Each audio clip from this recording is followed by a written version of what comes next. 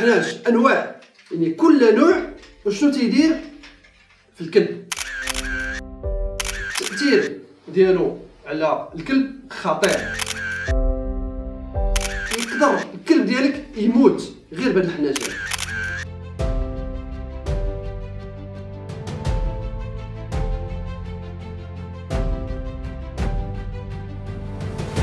السلام عليكم الزميل. الحلقه ديالنا اليوم على الحناش. كلكم كتعانيو من هذا المشكل ديال الحناش اللي في الكلب ديالك، حيت ان كلب على جوج فيه الحناش، والتاثير ديال الحناش خطير على الصحه ديال الكلب ديالك وعلى صحتك حتى انت، حيت بطبيعه الحال الحناش تيعاديو الانسان.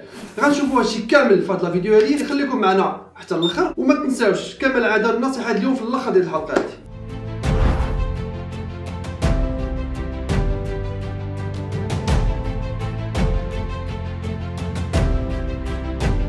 الكلب ما كيرميش الحناش بوحدو، الحناش تيبقاو في المصران، يعني هذوك هي البلاصه اللي تيكونوا فيها الحناش.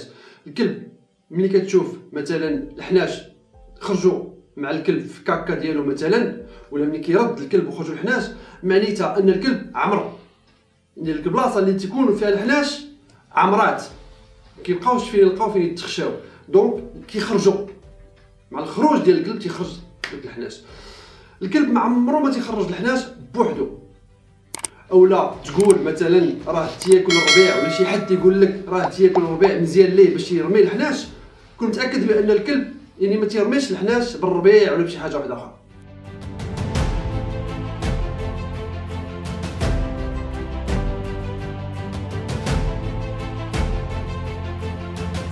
التاثير ديالو على الكلب خطير، يعني الدود خطير، يقدر يقتل الكلب. كذلك خطير على الصحه ديال الانسان، حيت ولدك الصغير مثلا الا تلاقى مع كلب فيه الحناش تيتعالى، حيت ما تنساش الدري صغير غادي يمشي غيكاريس الكلب، غادي يعنق الكلب الا فيه الحناش. الكلب الا فيه الحناش تنقولوا ماشي كلب ديال الدار ولا شي حاجه، الكلب الا فيه الحناش ولدك غادي يعنقو، غادي يكاريسيه، غادي يدير يديه بفمو.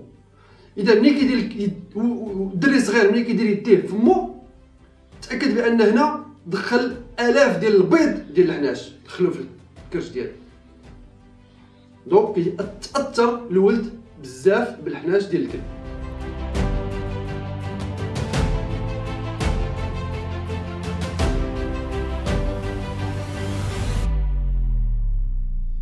كلشي تقريبا فيكم تتساءل منين كيجيو الحناش للكلب.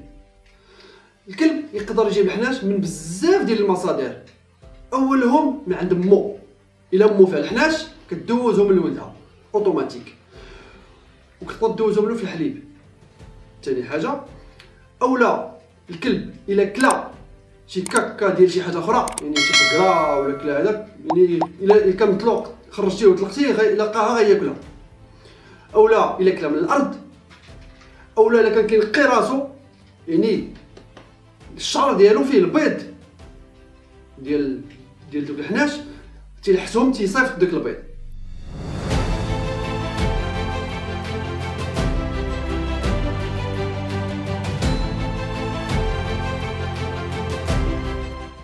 اولا الا كان كيتسارى في واحد المكان اللي كاين تما فيه البيض ديال الدود، ولا كاين فيه الدود، يعني تسارى في واحد المكان واحد اخر، تيقدر يجيب الدود لراسو من رجليه، من رجليه يقدر يجيب الدود ديالو، يعني الدود غيدخل ليه لداخل. واخر حاجه يقدر يجيب منها الكلب الحناش وهي الكراد، ولا دوك لي بوس اللي تيكونوا عنده، هادوك يقدر يكونوا فيهم الحناش وهو تياكلهم. دونك هادو هما المصادر منين يقدر يجيب الكلب الحناش.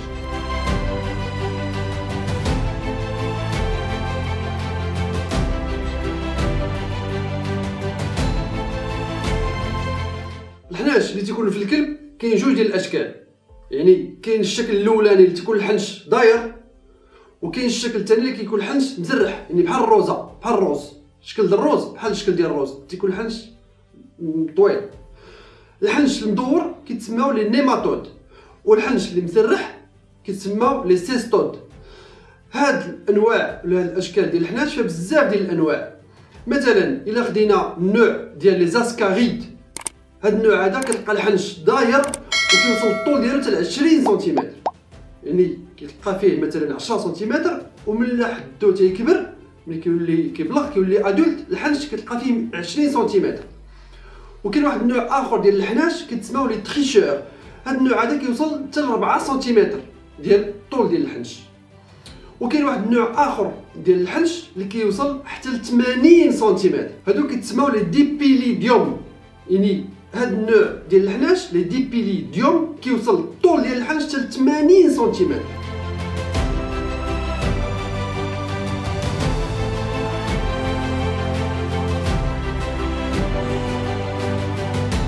وكاين واحد النوع اخر ديال الحناش اللي كيتسمى لي تينيا، هاد النوع هذا يقدر يكون في الشعر ديال الكلب ولكن انت ما كتشوفوش، يعني البيض ديال داك الحناش تيكون في الشعر ديال الكلب.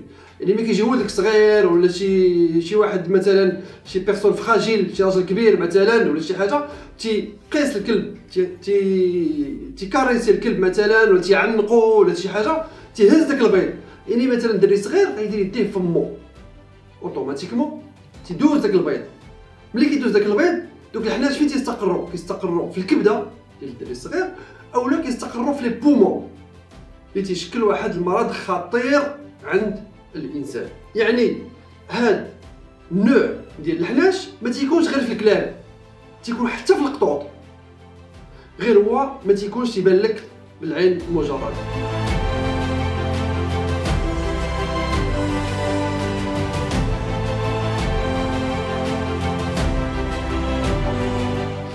كيفاش نعرف الكلب ديالي فيه الحناش؟ السؤال مهم. الاعراض اللي كتبان في الكلب ديالك الا كانوا فيه الحناش، اولهم لا دياغي، ثاني حاجه كتكون كرشو قاصحه، يعني كونستيبي، الكلب تيكون كونستيبي كرشو قاصحه، اولا كتكون كرشو منفوخه يعني ان بالونمون، اولا اللون ديال الشعر ديالو كيتبدل كتحس به بحال باهت، اولا الكلب ديالك تيكون مقلق تريست ما باغيش يلعب، ما فيه اللي يلعب، او كتلقى بان الكلب ديالك تيضعاف، يعني كتحس به ضعاف، كتقول او من الكلب ديالي غادي كيضعاف.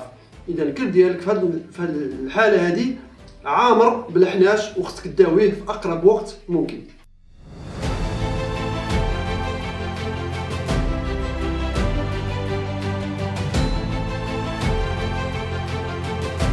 المخاطر ولا الامراض اللي كيتسبب فيها هذا الحناش، كيف ما قلنا الحناش انواع، يعني كل نوع وشنو تيدير في الكلب، يعني كل نوع ديال الحنش عنده واحد المرض كيديروا للكلب. كاين واحد الانواع ديال الحناش كيديروا لانيمي، يعني كيديروا فقر الدم عند الكلب. وكاين واحد النوع اللي كيقدر يتقب الغشاء ديال المصران ديال الكلب ديالك، يعني يقدر الكلب ديالك يموت غير بهذا الحناش هذا. والحناش كيف ما قلنا ما تيمشيوش من الكلب، يعني تيبقاو غاديين وتيكبروا. دابا غنشوفوا كيفاش نداوي الكلب ديالي من هذا الحناش هذا.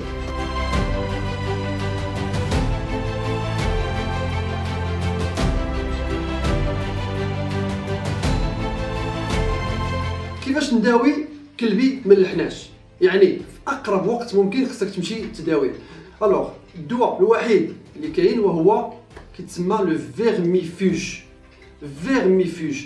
هذا الدواء هذا فيه بزاف ديال الانواع، يعني ملي كتاخذو اولا كتمشي عند الفيتيرينير باش كيعبر لك الكلب ديالك، حيت ميمكنش تجي وتاخذ فيرميفوج غير هكاك راسك، خصك تعبر الكلب ديالك.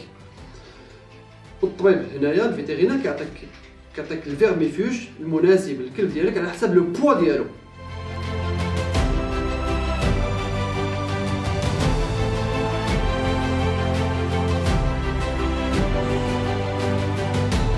بالنسبه للكلب صغير خاصك داويه، دير ليه الدواء ديال الحناش كل 15 يوم حتى يدير شهرين، كل 15 يوم دير ليه الدواء ديال الحناش حتى يدير شهرين.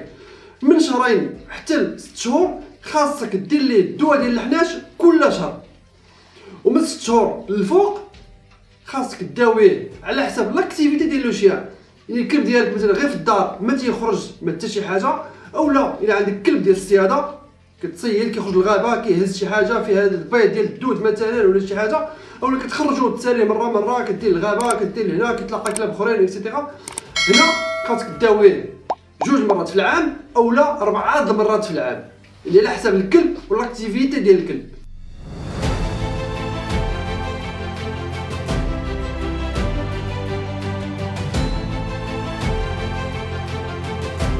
كنصيحه، ما عمرك ما تعطي الفيرميفوج للكلب ديالك راسك. الكلب ديالك خاص الفيتيرينير هو اللي يقول لك شحال تعطيه ديال الفيرميفوج، حيت الكلب ديال 20 كيلو ماشي هو الكلب ديال 40 كيلو. الكلب اللي خصو ياكل كينه وحده وانت عطيتيه 2 كينات كتاثر على الكلب ديالك. واحد الحاجه واحده اخرى اللي هي مهمه، وهي شي نهار شريتي باكيه مثلا ديال الفيرميفوج ونسيتيها حدا الكلب ديالك، تاكد بان الكلب ديالك غياكلها كلها وما يعرفش بانها فيرميفوج ودود حناش وشحال، غياكلها كلها. دونك رد البال، ما تخليش الفيرميفوج حدا الكلب ديالك وما تخليش حدا الدراري الصغار.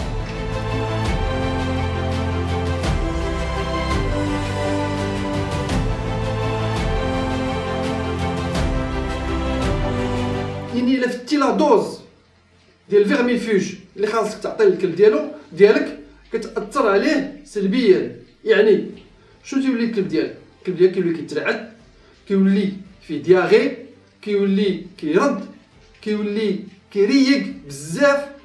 يعني هنا خاصك ضروري تهزو تديه للفيتيرينير. دونك كنصيحه، الفيرميفوج عطيه للكلب ديالك على حساب الطبيب ولا على حساب الفيتيرينير. شنو غايقول لك؟ قال لك عطيه كينه عطيه كينه، قال لك عطيه 2 كينات عطيه 2 كينات، ما تزيدش من راسك. ماشي قال لك تعطيه 2 تقول انا نعطيه 3 ولا نعطيه 2 ونص ولا نعطيه 4 باش حكا دوك الحناش كلهم يتحيدوا. قال لك الطبيب عطيه كينه عطيه كينه، صافي، ما تزيد ما تنقص.